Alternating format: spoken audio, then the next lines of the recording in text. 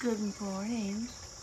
This is a morning view of those are my Rosa Sharons, which I'm always battling in the front yard because they want to grow where they don't belong. And there's our willow tree, the one that we planted a branch from another one from our last place we lived. And it's getting nice and big. And there's our bird garden.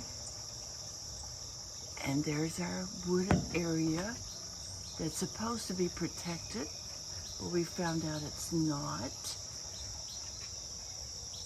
This is my favorite view right here, this little area.